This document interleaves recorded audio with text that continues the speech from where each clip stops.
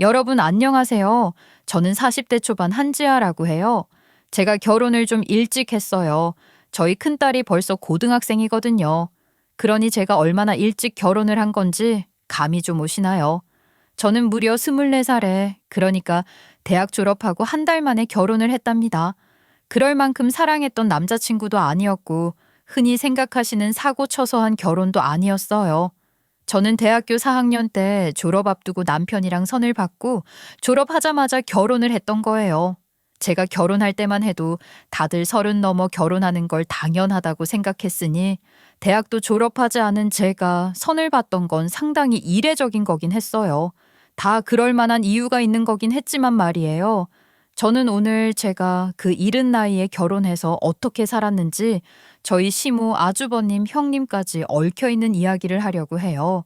결혼해서 시댁 식구들이랑 지지고 볶고 다 그렇게 사는 거다 싶으시겠지만 제 이야기는 그런 이야기와는 좀 다르답니다. 저 같은 일을 겪은 분들은 거의 없을 거다 싶어요. 그렇긴 하지만 제 이야기를 들으시면 여러분들도 공감하실 수 있는 부분은 많은 것 같아요. 그런 생각에 이 글을 쓰게 된 거고 말이에요. 제가 살아온 이야기를 담담하게 해보고 싶었고, 공감이 됐든 걱정이 됐든 뭐가 됐든 그런 이야기들을 들어보고 싶은 마음도 있었어요. 그럼 여러분들께서 제 이야기를 잘 들어주고 계신다고 생각하면서 제 이야기를 시작해 볼게요. 사실 제가 철이 너무 없어서 친정에서 걱정이 많았어요. 철이 없다고 표현하긴 했는데 철만 없는 게 아니라 하고 싶은 것도 없고 되고 싶은 것도 없고 꿈도 계획도 그냥 아무것도 없었던 것 같아요.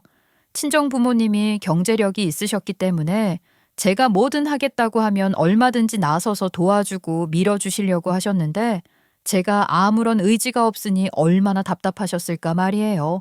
지금에 와서 그 시절의 저를 돌이켜 생각하면 제가 생각해도 한심할 정도입니다.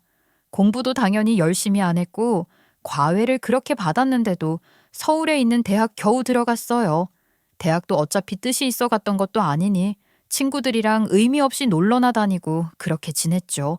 그런 저를 지켜보던 부모님이 저대로 두면 안 되겠다 싶으셨는지 한 살이라도 어릴 때 시집이나 보내자 하는 심정으로 대학 졸업반인 제게 선을 보라고 하셨던 겁니다. 남편은 저보다 4살 연상이었으니 남편도 이른 나이에 결혼을 한 거예요. 다행히 남편은 저처럼 대책 없이 아무 생각 없었던 사람은 아니었고 특별히 사고를 치고 그랬던 사람도 아니었어요. 시댁도 형편이 좋은 집이었고 시모가 아들 일찍 장가 보내고 싶어 하는 집이었거든요. 그런 게 저희 집이랑 딱 맞아떨어져서 선자리가 성사가 됐던 거죠.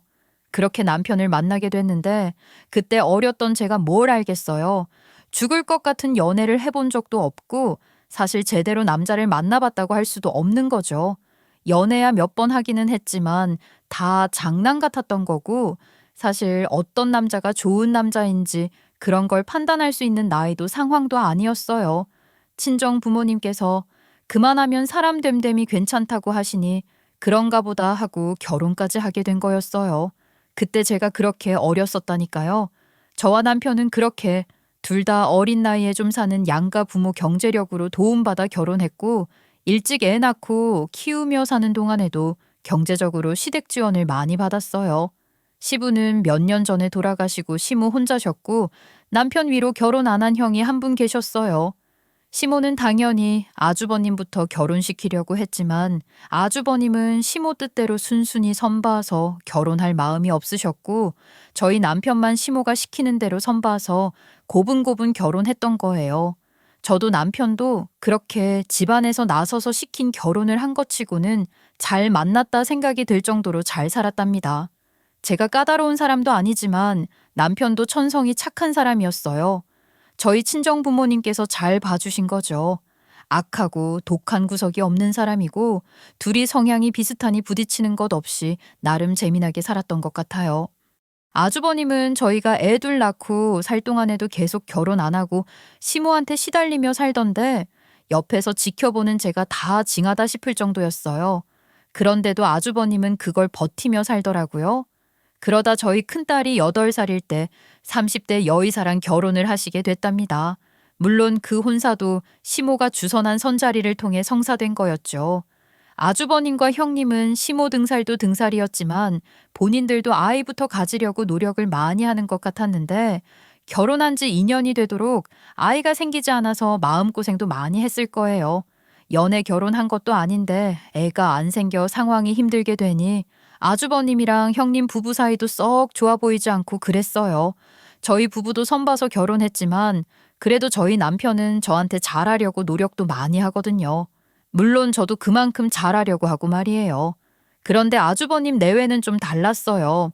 아주버님도 워낙 개성 강하고 자기 주장 확실한 분이신데 형님도 아주 지고는 못 사는 누구한테라도 이겨먹어야 직성이 풀리고 세상에서 지가 제일 잘난 줄 아는 타입이라 둘이 안 맞기도 안 맞는 거다 싶었죠.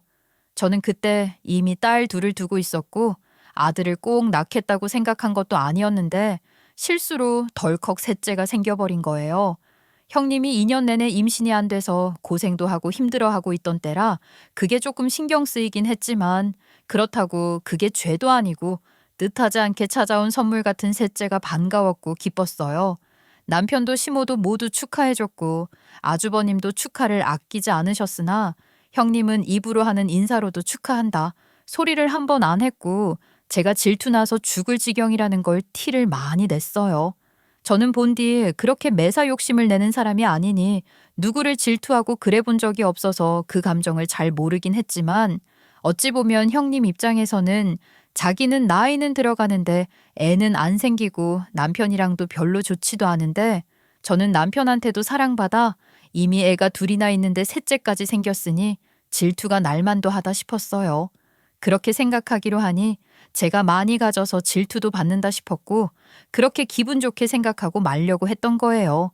그런데 형님이 그저 이글거리는 눈빛으로 째려보는 정도로 질투를 드러내는 게 아니라 저를 대놓고 괴롭히기까지 했으니 그건 좀 참기 어렵더라고요. 일단 기본적으로 자기 애 안 생기는 걸로 힘든 티를 많이 내서 시모를 비롯한 식구들이 제가 아이 가진 걸 축하하거나 임신한 저를 챙기는 걸 눈치 보게 하는 일들은 부지기수였어서 일일이 말하기도 어렵네요. 그런 것 외에 제가 정말 이를 갈았던 적이 있었는데 그 얘기만 하고 넘어갈게요. 제가 임신 7개월 지나 8개월 막 들어서던 무렵 형님이 갑자기 연락이 온 거예요. 동서 오늘 별일 없지? 나 오늘 오후 진료 없는 날이어서 동서 애기 선물 하나 사주려고 해. 동서가 같이 구르러 가면 좋을 것 같은데 시간 되지? 속으로 그냥 자기가 골라서 주면 되지. 뭘 굳이 같이 가자고 하나 싶었어요. 그럴 정도로 친한 사이도 아니고 저를 그렇게 못 잡아먹어서 안달이 난 사람처럼 질투가 이글거리는 걸 많이 아는데 그런 형님과 제가 맘 편히 쇼핑을 할 수가 있겠어요? 그렇지만 있는 대로 속마음을 다 말할 수는 없는 거잖아요. 그래서 애둘러 사양을 해보려고 했죠. 아, 네, 형님. 근데 무슨 선물식이나요? 괜찮은데. 형님 바쁘신 거 아니에요? 전 정말 괜찮아요. 내가 꼭 사주고 싶어서 그래. 그러지 말고 나와. 동서 집에서 올 거지. 내가 그 앞으로 지나가니까 시간 맞춰서 나와 있으면 내가 태워갈게. 배불러서 운전도 못 하잖아. 아니요, 그냥 백화점에서 바로 만나면 돼요. 택시 불러서 타고 가면 돼요. 늘 그렇게 다니는데요, 뭐. 그거야 어쩔 수 없을 때나 그러는 거지. 아, 내가 지나가면서 태워가면 되는데 뭐하러 택시를 불러? 택시도 잘못 걸리면 고생이야. 그러니까 이따 거기 나와 있으면 돼. 알았지? 굳이 자기가 지나가는 길이니 저를 태워가겠다고 해서 길바닥에서 만나기로 했는데 그때가 한겨울이었거든요. 약속 시간 지나도 안 오기에 전화했더니 다 와간다고 해놓고도 30분이나 늦게 와서는 웃으면서 너무 늦었다며 미안하다는 소리만 하는 겁니다. 게다가 백화점에서 두세 시간 끌고 다니다가 그다지 비싸지도 않고 제 마음에도 들지도 않는 걸 사주더라고요. 돌아다니는 동안 제가 마음에 든다고 했던 거 많았는데 계속 조금 더 골라보자 하고 뺑뺑 돌다가 결국 별로 이쁘지도 않은 걸 사준 거예요. 어머, 벌써 저녁 시간이 다 됐네? 역시 쇼핑은 시간 가는 줄 모르는 일이긴 해. 그치? 저녁 먹어야지. 저녁까지 같이 먹자. 아, 네, 뭐 저녁 시간이 다 되긴 했네요. 여기 근처에 괜찮은 식당 많아요. 형님 뭐 드시고 싶은 거 있으세요? 글쎄. 그러지 말고 동선에 가서 먹는 게 어때? 동서 홀몸도 아니고 사 먹는 거 별로잖아. 안 그래? 전 괜찮아요. 한 번씩 외식도 하고 그러는 거죠, 뭐. 근처에서 먹고 가요. 아니야. 사실 나도 사 먹는 음식 별로 안 좋아해서 그래. 그러니까 동선에 가서 먹자. 그냥 사 먹어도 된다고 했는데도 결국은 부득부득 우겨서 저희 집에서 제가 대충 차려서 저녁 먹였다고요. 나쁘게 생각 안 하고 이해하려고 했는데 생각할수록 일부러 저 괴롭히려고 한 짓이 분명한 거 있죠. 마음이라도 곱게 써야지. 그런 식으로 못된 심보 부려서 좋은 일이 생기겠냐 싶은 생각까지 하게 했던 형님이었는데 그래도 결혼 3년 만에 임신에 성공해서 딸을 낳긴 하더라고요. 마음고생 몸고생 다 해서 어렵게 얻은 조카딸이니 얼마나 귀하고 예뻤겠어요. 그야말로 눈에 넣어도 안 아픈 자식이었겠죠. 그런데 형님은 그렇게 어렵게 얻은 귀한 딸을 뭘 얼마나 대단한 아이로 키우려고 하는 건지 말기 알아듣기 시작할 무렵부터 온갖 거 다 시키며 키우는데 어린 조카딸이 안쓰러울 지경이었어요. 저만 그렇게 느낀 것도 아니고 아주버님의 시모까지 지나치게 극성인 형님에게 걱정스러운 말들을 하기도 했어요. 그럴 때마다 형님은 본인이 의사씩이나 되니 애 교육은 자기가 다 알아서 할 거라고 하던데 아무리 생각해도 저건 아니지 했다니까요. 그러니 조카가 엄하게 자기 닭달만 하는지 엄마보다 작은 엄마인 저랑 사촌 언니인 저희 큰딸을 더 따르고 좋아했어요. 형님네 조카딸 태어났을 때 저희 큰딸은 이미 초등고 학년이었으니 저희 큰딸도 조카딸을 잘 챙기면서 예뻐했거든요. 그 조카딸이 유치원 다닐 때 시모가 암 진단을 받고 투병 생활하시게 되어 그쯤에 제가 병원에서 시모를 많이 보살폈어요. 하루는 그날도 병원에 있는데 조카가 저한테 전화를 한 거예요. 작은 엄마 보고 싶어요. 나도 거기 할머니 병원에 가면 안 돼요? 거기 가고 싶어. 어린 조카딸이 그렇게 말하니 마음이 무척 짠했지만 제가 뭘 어떻게 할 수도 없는 일이라 잘 달래려고 했어요. 주영아, 오늘은 안 될 것 같아. 나중에 보자. 작은 엄마가 나중에 우리 주영이 보러 갈게. 알았지? 싫어요. 집에 엄마랑 단둘이 있는 거 싫단 말이야. 작은 엄마한테 갈래요. 작은 엄마가 지금 주영이 데리러 갈 수도 없는데 어떡해. 그러니까 오늘은 집에 있고 다음에 작은 엄마가 보러 가든지 데려오든지 그렇게 할게. 작은 엄마가 택시 보내주면 되잖아요. 나 혼자서 택시 잘 타. 형님이 바쁠 때 한 번씩 그런 식으로 택시 보내 애만 태워서 이동시키기도 하고 그런다는 걸 들은 적이 있긴 해요. 솔직히 그때 좀 놀라기도 했었죠. 그렇게 애 교육에 엄청 신경 쓴다는 형님이 정작 그런 건 아무렇지 않게 생각하는 것 같아서 좀 그렇더라고요. 그래서 제가 초등학생도 아니고 유치원생을 혼자 택시 태워 보내는 건 좀 걱정된다고 이야기했더니 형님은 오히려 지가 성내면서 팩팩거리더라고요. 그게 어때서? 어차피 택시에서 내리면 애 봐주시는 아줌마가 마중 나와 있을 텐데 그게 뭐가 문제야? 애 혼자 택시 내려서 가게 하는 것도 아니고 내가 같이 타고 가는 거랑 다를 것도 없어. 동서는 내가 무슨 자식 안전에 부주의한 사람인 것처럼 이야기를 하네. 그런 얘기가 하고 싶은 거야? 그렇게 뾰족하게 반응하면서 파르르 하는데 제가 거기서 무슨 말을 더 하겠어요. 속으로만 저딴 식으로 애를 키우니 지친 딸이어도 애가 지 엄마를 안 좋아하지. 그러면서 욕이나 좀 하고 말았죠. 하여간 평소에도 형님이 그렇게 택시를 보내곤 하니 조카딸이 저한테 택시 보내달라 소리까지 하면서 병원에 오겠다고 하는 거였어요. 그런데 조카딸이 제게 전화해 그런 얘기를 하고 있는 걸 형님이 들어버린 거죠. 자기 딸이 그런 얘기까지 하는 걸 들었으면 충격받고 자기가 애를 너무 혹독하게 다루는 건 아닌지 반성을 해도 모자랄 판에 형님은 그런 거 하나 없이 저만 잡돌이 하는 거예요. 다짜고짜 조카에게 작은 엄마 바꾸라면서 날카롭게 소리를 지르는 게 다 들리는 거예요. 그렇게 조카딸 전화를 뺐더니 그때부터 저한테 미친 소리를 퍼붓기 시작하는 거죠. 동서, 지금 유치원생 조카딸 꼬여내서 나랑 이간질하려고 하는 거야? 어디서 하던 여시짓을 감히 내 딸한테 하는 거야? 형님, 그런 게 아니라요. 주영이가 병원에 오고 싶다고 해서 달래고 있었던 거예요. 제가 무슨 애를 꼬여내요.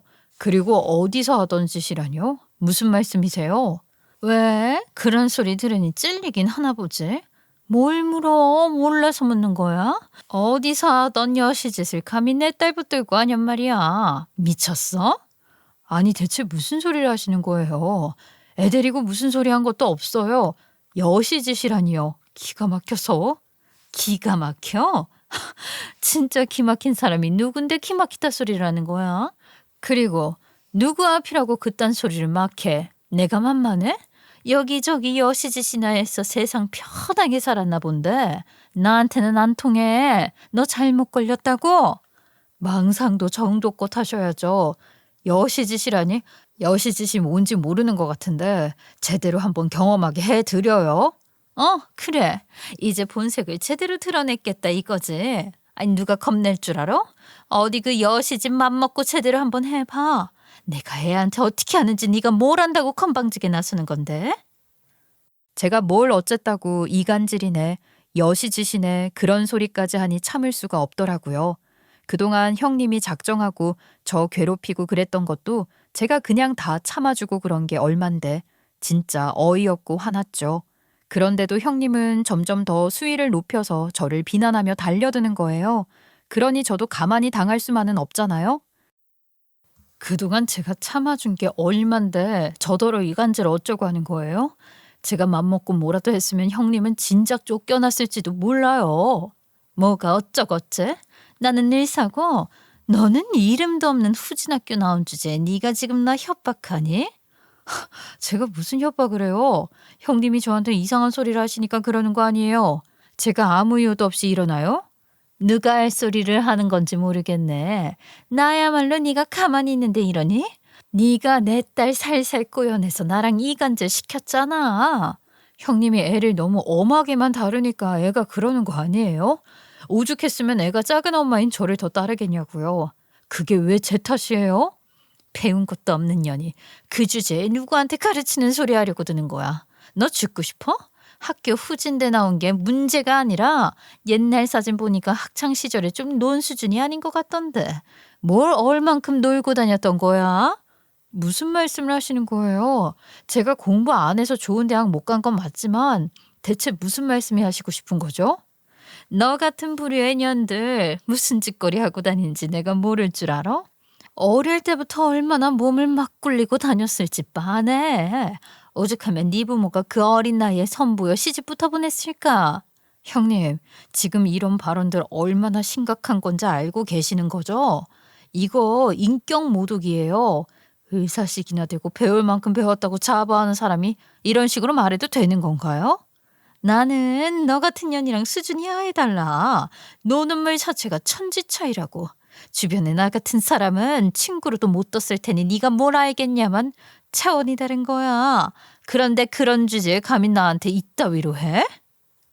정말 어이가 없어서 제가 뭐라고 하든 지가 얼마나 잘났고 제가 얼마나 하찮은지에 대해서만 계속 떠드는데 제가 정말 입에 담지도 못하겠고 담기도 싫은 노골적이고 모욕적인 표현으로 여자로서 또 하나의 인격체로서 느낄 수 있는 수치심의 최대치를 느꼈던 것 같아요.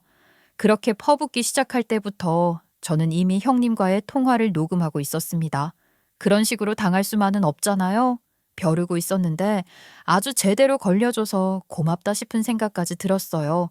제가 벼르고 있었다는 게 무슨 말이냐 하면요. 형님이 예전에도 식구들 아무도 없이 저랑 둘만 있거나 통화를 할 때면 지금 정도 수준의 막말은 아니었어도 제 학벌이나 과거에 대해 은근히 비꼬듯 말한 적이 몇 번 있었거든요.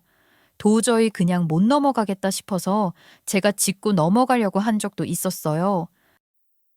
형님, 사실 지난번에 제 학교 가지고 그렇게 말씀하신 건 좀 기분이 그렇더라고요.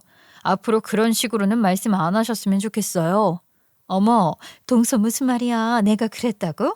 언제? 동서가 잘못 들은 거 아니야? 내가 그런 말을 했을 리가 없잖아. 오리발 내밀면서 모르쇠로 일관하는 걸 보니 더 짜증이 났죠.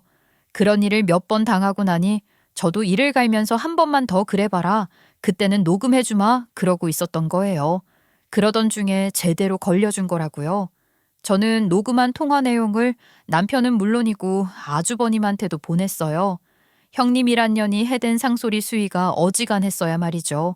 그러니 남편도 놀라는 걸 떠나 불같이 화를 내더라고요. 그리고 아주버님은 기어이 형님을 끌고 와서 제 앞에 무릎 꿇리고 사과를 시켰죠. 재수 씨, 정말 미안합니다. 내가 그 통화 녹음된 걸 듣고 어떻게 해야 할지를 몰라서 일단 이 여자 끌고 온 거예요. 형수, 아니 어떻게 그런 말을 해요? 남도 아니고 가족끼리 그렇게 심한 말을 어떻게... 내가 정말 화가 너무 많이 나서 당장 형네 달려가려던 참이에요. 예? 그랬을 거야. 미안하다. 내가 이런데 넌 오죽하겠어? 내가 이 여자 데려왔고 재수 씨한테 사과시킬 거니까 일단 진정 좀 해. 당신 뭐해? 얼른 사과 못해? 동서, 내가 그런 말까지 한 건 미안해. 나도 너무 흥분해서 이성을 잃었던 것 같아. 형수, 그게 사과예요? 그걸 지금 사과라고 합니까? 그런 말까지 한 건 미안해? 그게 대체 어느 나라 사과법이냐고요? 당신 똑바로 사과 못해? 재수 씨한테 제대로 사과하란 말이야. 지금 사태 파악이 안 돼? 동서한테 모욕적이고 신뢰가 되는 말들을 해서 미안해. 다시는 그런 일 없도록 할 거야. 미안해. 아주 어금니 꽉 깨물고 하는 게 빤히 보이던데 어쨌거나 형님도 지가 한 말이 있고 그게 다 까발려졌으니 마지못해 울며 겨자 먹기로 사과를 하긴 하더라고요. 엄하게 아주버님까지 죄인이 되셔서 저한테 얼마나 사과를 하시는지 제가 아주버님 뵙기 민망해서 그 사과 받아준 거나 다름없어요. 남편도 마찬가지죠. 자기 형이 그러니까 어쩔 수 없이 그 정도로 넘어가 준 거예요. 그런 일을 겪는 중에도 시모의 암투병은 계속됐고 저는 여전히 그런 시모를 옆에서 보살폈어요. 돈이 아무리 많으면 뭐해요. 저희 시모를 보니까 그런 생각이 들더라고요. 24세 시집와서 시모랑도 꽤 오랜 시간 함께한 것이니 시모는 제게도 애틋한 분이셨어요. 제게 잘 대해주시기도 했고요. 그런 시모가 투병을 하고 계시니 마음이 많이 아프더라고요. 해볼 수 있다는 건 다 해봤지만 별 차도가 없다는 게 안타깝기만 했습니다. 결국 시모는 병을 이기지 못하고 돌아가시고 말았어요.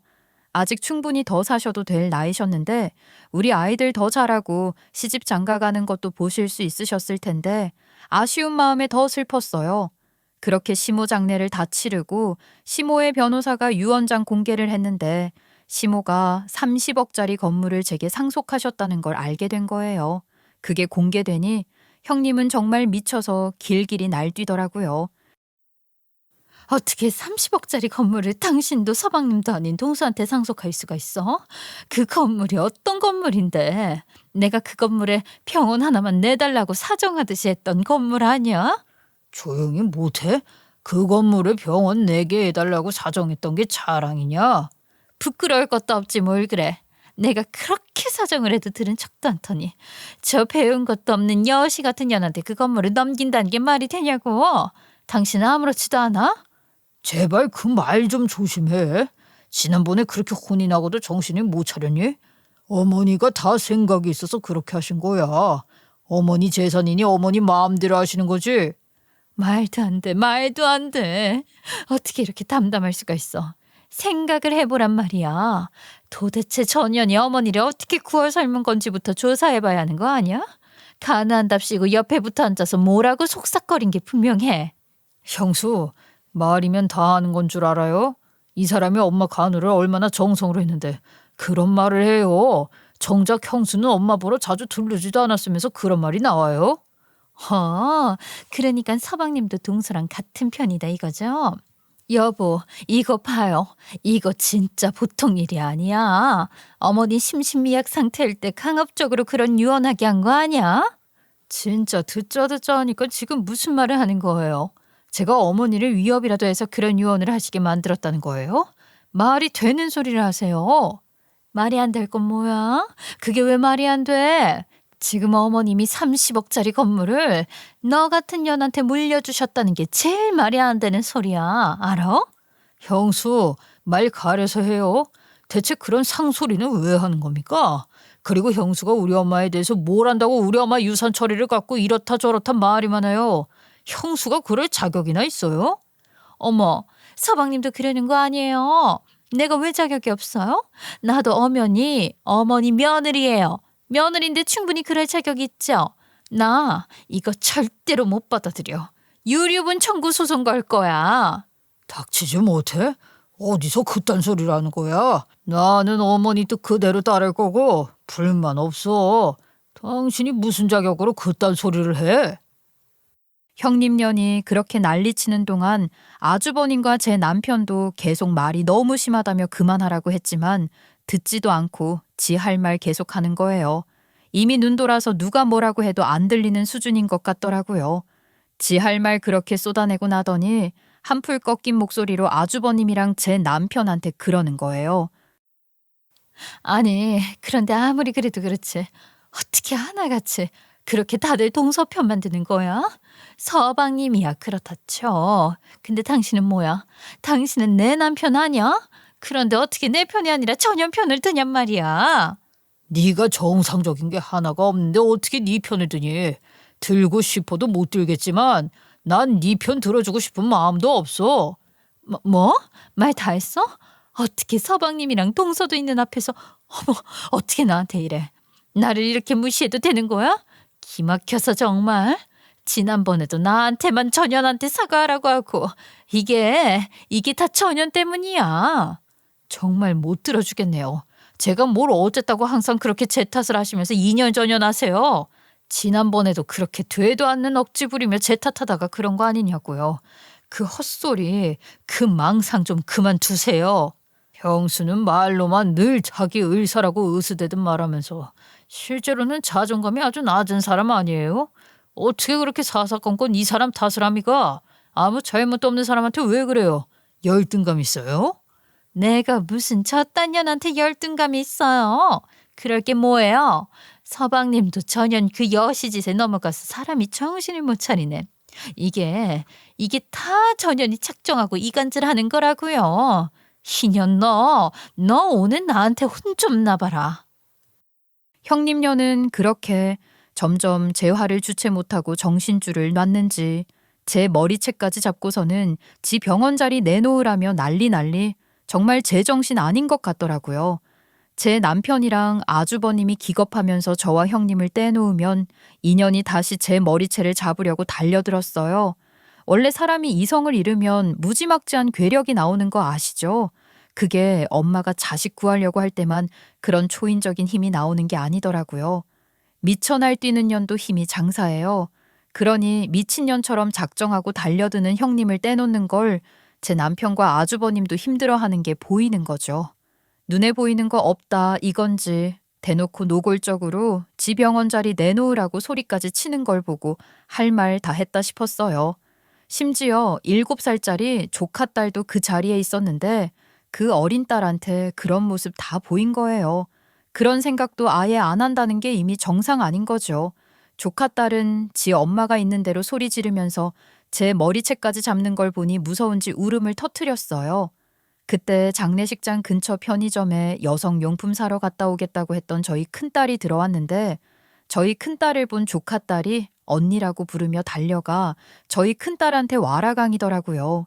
고등학생이었던 저희 큰딸은 평소에도 조카딸을 많이 챙겼으니 그렇게 울면서 달려오는 사촌 동생을 안아주고 잘 다독이는 게 기특했어요. 그러는 중에도 형님은 제 머리채 잡은 손을 놓지 않았고 지 딸이 저희 큰딸한테 그렇게 안기는 걸 보니 더 열받는지 제 머리채를 다시 흔들어 댔고 그 모습을 본 저희 큰딸이 이성 잃고 달려들어 형님 머리채를 휘어잡아 버린 거예요. 그 난리통에 아주버님과 제 남편이 젖먹던 힘을 다해 간신히 저희 세 사람을 떼어놓았답니다. 형님은 아주버님한테 붙잡힌 와중에도 저희 큰딸한테도 막말을 하기 시작하는 거예요. 배운 거 없는 년 딸답네. 애미가 배운 게 없으니 딸년 교육을 제대로 시켰을 리가 있나? 세상에 어디서 어른 머리채를 잡아. 가정교육 그따위로 받았어? 무식하고 상스러운 년 하나 때문에 집안꼴 우스워지고 있네 정말. 너 같은 게 무슨 어른이야. 내가 네 시누이다 이년아. 어디서 며느리가 시누이한테 막말을 하고 있는 거야? 너가 편하게 살아서 그 성질 그따위로 부리는 거지? 내가 너 시집살이 제대로 한번 시켜줘 볼까? 제 큰딸 한마디로 그 자리에 있던 우리 모두는 얼어붙어 버렸고 저랑 남편도 둘 다 너무 놀라서 큰딸 이름만 외마디 비명처럼 불렀을 뿐이었습니다. 아주버님도 얼굴이 하얗다 못해 파랗게 변하더라고요. 형님도 무슨 소리인지 언뜻 이해가 안 가니 어안이 벙벙해 있는 거죠. 아마 지금 제 이야기를 듣고 계신 여러분들도 그러실 것 같아요. 이게 대체 무슨 이야기인지 어리둥절하실 겁니다. 저희 큰딸이 한 말은 다 사실이에요. 그러니까 제 큰딸은 제가 낳은 내 딸이 아니에요. 제 딸이 형님에게 자기가 시누이라고 했으니 저희 딸은 제게도 시누이인 셈이죠. 제 큰딸은 시모가 낳은 사생아였던 겁니다. 제가 결혼한 지 7개월 정도 됐을 때 시모 아주버님 남편까지 온 식구가 저를 불러놓고 믿을 수 없는 얘기를 했는데 당시 어렸던 저로서는 상상도 할 수 없는 경악할 만한 일이었어요. 시모가 당시 52살이었는데 임신을 했다는 거였어요. 애가 태어나면 제 아이로 키워줄 수 있겠냐고 그렇게 키워달라고 며느리인 저한테 무릎까지 꿇고 부탁을 하셨던 거예요. 시부는 몇 년 전에 돌아가셨고 시모에게 만나는 남자가 있었다는데 50도 넘은 나이에 설마 임신이 될 거라는 생각을 못 했었대요. 그러다 임신이 되어버렸으니 그것만으로도 기가 막힐 노릇인데 문제는 그 시모가 만나던 남자가 유부남이었다는 겁니다. 시모는 전혀 모르고 있었고 임신 사실을 얘기했는데 그제야 그 남자가 고백을 했다는 거예요. 아이 책임질 수 없다면서 말이에요. 그러나 시모는 그 나이에 기적처럼 생긴 그 아이를 어떻게 해버리는 건 도저히 할 수 없다고, 그렇다고 자기가 사생아로 낳아 키우며 집안 명예에 먹칠할 수도 없는 일이라며 제게 그런 부탁을 하는 거였습니다. 시모가 무릎을 꿇고 부탁을 하니 아주버님이랑 남편까지 제게 무릎 꿇고 부탁한다고 하는 거예요. 그 광경을 보는데 저는 무슨 이 집안 단체로 미쳐 돌아가는 정신병자 소굴이라고 생각했고 솔직히 너무 무섭기도 해서 도망가고 싶었던 것 같아요. 근데 시모가 너무 처연하게 울면서 사정하고 부탁하더라고요. 그 모습을 보는데 마음이 약해져서 그럴 수도 있나 그렇게 생각을 해보기 시작하다가 결국 에라이 모르겠다는 심정으로 못할 것도 없다가 되어버려 덜컥 그렇게 하겠다고 한 거예요. 지금 생각하면 그때 제가 대학가 졸업하고 결혼한 24살짜리였던 거잖아요. 순진하기도 했고 마음도 여렸던 당시의 저였으니 모질게 못하고 그렇게 받아줄 수 있었을 거예요. 돌이켜 생각할수록 대단한 결정을 한 거였죠. 그렇게 시모가 낳은 딸을 제 큰딸로 받아들여 키웠고 이후 제가 낳은 제 친딸이 생긴 후에도 큰딸과 둘째 딸 차별 없이 평등하게 대하려고 노력했어요. 오히려 장녀 마디인 큰딸에게 더 많이 신경을 썼고 둘째 딸한테도 큰딸이 언니라는 것을 많이 강조하면서 키웠어요. 그런 모습을 가족들이 다 지켜보고 있었고 특히 시모는 제가 시모가 낳은 딸을 제 친딸처럼 키우고 있다는 걸 잘 알고 있었으니 제게 항상 고마워하셨죠. 그리고 입버릇처럼 자기가 이 은혜를 꼭 갚는다고 잊지 않고 있다고 하셨습니다. 그 말이 30억짜리 건물로 돌아올 줄은 몰랐지만 시모가 그걸 제게 남겼다는 걸 알았을 때는 그게 시모의 마음이라는 걸 저는 바로 알 수 있었어요. 아주버님도 같은 마음이셨을 테니 제가 그 건물을 상속받는 것에 대해 아무 말도 안 하셨던 걸 거예요. 그런데 저는 물론이고 가족들 중 누구도 큰딸에게 그 사실을 말한 적이 없는데 딸이 그걸 다 알고 있는 거였어요. 딸이 알고 있다는 걸 전혀 몰랐기에 저희는 모두 놀랐던 거고요. 딸이 그걸 알게 된 것은 그리 오래된 일은 아니었더라고요. 시모가 유산 상속 등 자신의 마지막을 정리하는 과정에서 쓴 편지 한 통 때문에 알게 된 거였어요. 시모가 마지막에는 병원 냄새 너무 싫다고 호스피스 병동 같은 데 들어가야 할 정도로 심각해지기 전에는 집에서 며칠이라도 있고 싶다고 하셔서 집에 모신 적이 있었어요. 그때 저는 거의 시댁에 살다시피 했었고 남편이나 저희 애들도 시댁으로 와서 저녁 먹고 자고 가기도 하고 그랬죠. 한밤에 목이 말라서 부엌으로 가는데 할머니 방에 불이 켜져 있는 게 보이는 거야. 설마 할머니가 아직 안 주무시나 싶었고 주무시면 불을 꺼드려야겠다는 생각으로 할머니 방에 갔거든. 그래, 할머니가 불 켜놓고 주무시는 일이 잦았어. 마지막에 뭘 그렇게 정리할 게 많으신지 늦게까지 불 켜놓고 계시다가 잠들곤 하셨지. 나도 몇 번이나 불을 꺼드리곤 했거든. 맞아. 그렇게 할머니 방에 들어가는데 할머니는 역시나 잠에 들어 계셨고 이부자리 옆에 상이 하나 펴져 있는 게 보였어. 그 위에서 편지를 쓰고 계셨던 것 같더라고. 그래서 할머니 허락도 없이 그걸 그냥 네 마음대로 읽어본 거야? 엄마도 참, 나 그런 거 함부로 읽고 그러는 애 아니거든. 근데 편지 제일 위에 내 이름이 적혀 있는 게 보이니까 나도 모르게 당연히 눈길이 갔지. 그건 자동 반사적인 거야. 그랬구나. 어머님이 너한테 남기시려고 편지를 쓰고 계셨구나. 그런 생각을 하고 계실 거라고는 전혀 몰랐어. 할머니는 그 편지를 할머니 돌아가시고 내가 성인이 되면 전해주라고 할 유언으로 생각하시고 쓰신 것 같아. 내가 그 편지를 좀 일찍 읽게 된 거지. 큰딸의 말처럼 그 편지는 모든 사실을 밝히고 사죄하고 싶은 시모의 마음이었던 겁니다. 저희 큰딸은 그렇게 자신이 시모의 사생아로 태어나 저희 딸로 자라고 있다는 걸 알게 됐던 거예요. 그래도 딸이 아주 어릴 때 안 게 아니라 고등학생이라도 된 상태에서 알게 되어 얼마나 다행인지 모르겠어요. 게다가 저희 딸이 또래보다 성숙하고 어른스러웠으니 그런 시모의 마음도 충분히 이해할 수 있었을 테고 말이에요. 큰딸은 모든 사실을 알게 된 후에도 저를 비롯해 누구에게도 자기가 알게 되었다는 것을 말하지 않고 혼자서 현실을 비교적 잘 받아들였던 모양이에요. 물론 딸도 처음에 그 사실을 알았을 땐 너무 충격적이었다고 고백하긴 했는데 이미 할머니, 그러니까 자기 친엄마는 곧 돌아가실 상황이다 보니 티를 내기도 어려웠다고 하더라고요. 제 큰딸이 그렇게 속이 깊은 아이랍니다. 이제 딸 입을 통해 그 사실을 알게 된 형님은 아주 무슨 큰 꼬투리라도 잡은 것 마냥 비아냥대기 시작했어요. 어머, 세상에. 아주 이런 콩가루 집안이 없네. 어떻게 그런 엄청난 걸 숨기고 살았어. 이게 보통 치부야? 세상에, 나 망측하고 상스럽게 말도 못하겠네. 형님, 말씀 가려서 하세요. 방금 어머님 장례 마치고 왔고 애들도 듣고 있는데 그만하시라고요. 뭘 그만해. 이런 집안인 줄 알았으면 결혼 자체를 안 했을 거야, 내가. 상종 못할 집안이었던 거잖아. 하긴 자기가 그 수준이니 저런 배워먹지 못한 년을 며느리로 들여 그렇게 예뻐한 거 아니겠어? 기가 막혀서. 형님은 그렇게 시모를 모욕하는 말들도 서슴없이 하는 거였어요. 시모를 모욕하는 말을 들은 아주버님은 참지 못하고 형님 뺨을 날리더니 그러시더라고요. 그놈의 수준 타령 지겹지도 않냐? 당신 지금 나 때린 거야? 감히 뺨을 쳐? 미쳤어? 네 아버지 의료사고 내서 고소당하고 병원도 다 망하게 생겼다며. 네 아버지는 무슨 수준이라 그런 사고를 치는 건데. 당신 그거 알고 있었어? 병원에서도 얼마나 쉬쉬하는 건데 당신 그거 어디서 들었어? 언제부터 알고 있었어? 대체 소문이 어디까지 난 거야 정말?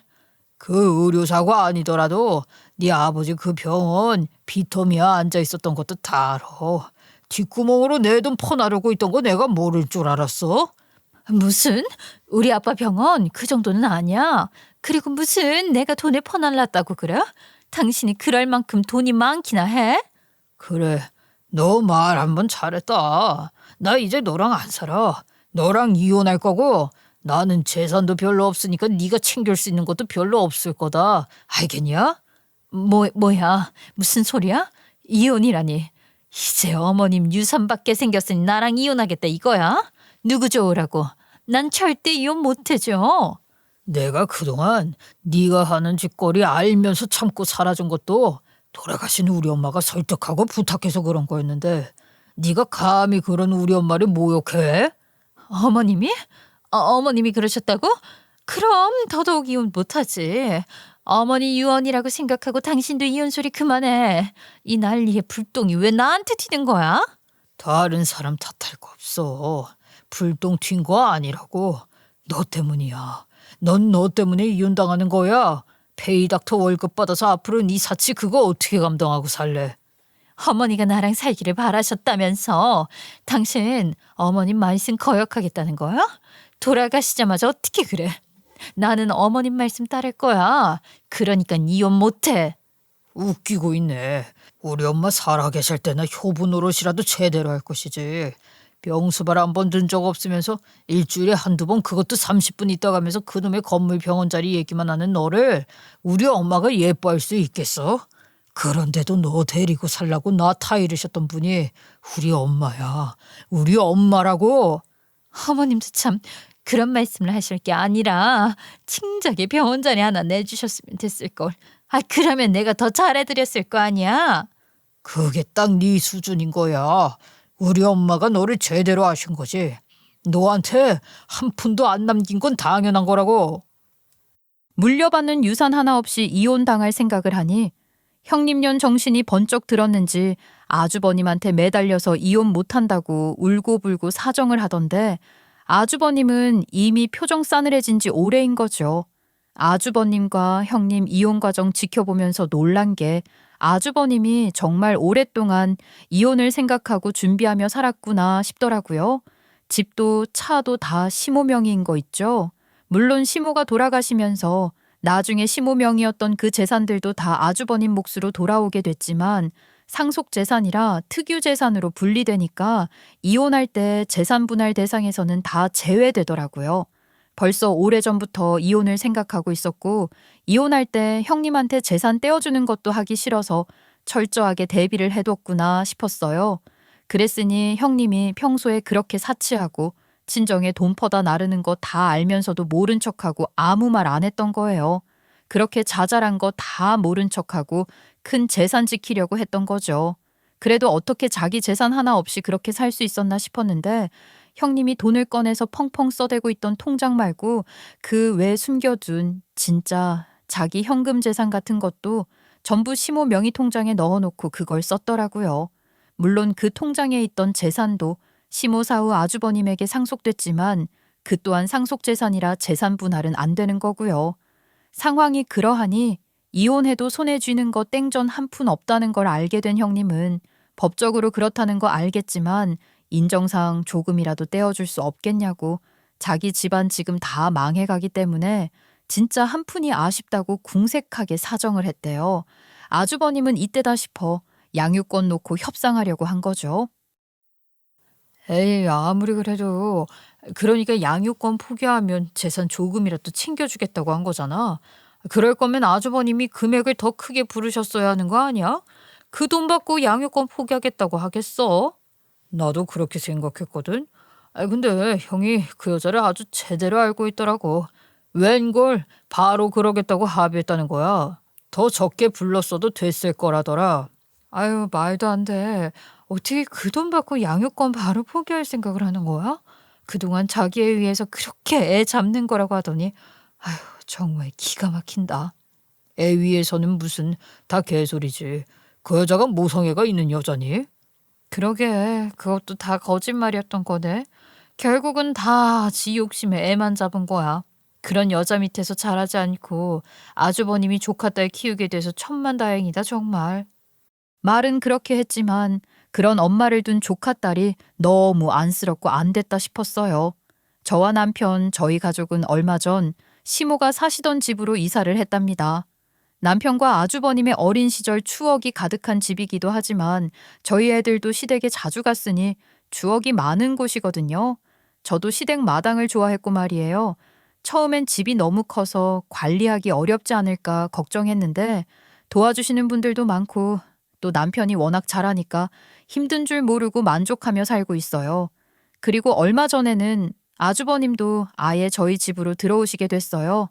아주버님 혼자 어린 조카딸 키우는 게 어려우니 그전에도 저희 집에서 제가 조카딸을 많이 봐줬는데 그러다 보니 이럴 거면 차라리 다 같이 사는 게 좋지 않겠나 싶더라고요.